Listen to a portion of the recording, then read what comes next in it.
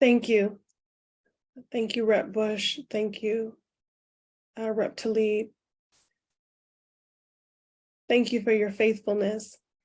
Thank you for your courage, your conviction, for this resolution, and for speaking plainly about exactly what is at stake in this moment, in this dark moment when our shared humanity is on the line.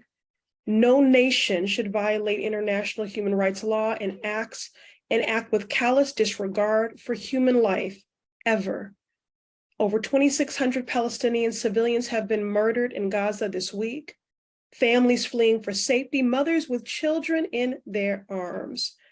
The loss of every Palestinian, Israeli, and American life we have seen in the past week is incomprehensible, overwhelming, devastating.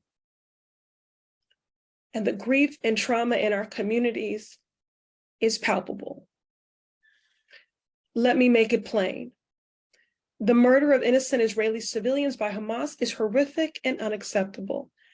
And the murder of innocent Palestinian civilians is a horrific and unacceptable response from Israel. With over 2,600 Palestinians, 1,400 Israelis, and 30 Americans killed, scores of others wounded, hostages' lives at risk, and millions in Gaza lacking food, electricity, and clean drinking water, we must pursue an immediate ceasefire to protect civilians and to save lives. The United States has a moral obligation to get Americans in Gaza and Israel safely home, to save Israeli and Palestinian civilian lives, and to ensure a humanitarian assistance is provided to Gaza. As a woman of faith, also, I kept turning over something I heard so often growing up in church and the scripture that we read so often. And those two beliefs, we are all God's children, and blessed are the peacemakers.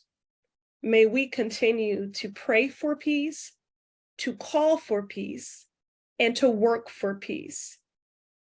I see this plainly if we affirm that all lives have dignity and value. As people of faith, we cannot stand by while civilians are indiscriminately murdered. Vengeance should not be a foreign policy doctrine. Our shared humanity is at stake, and we must move with urgency.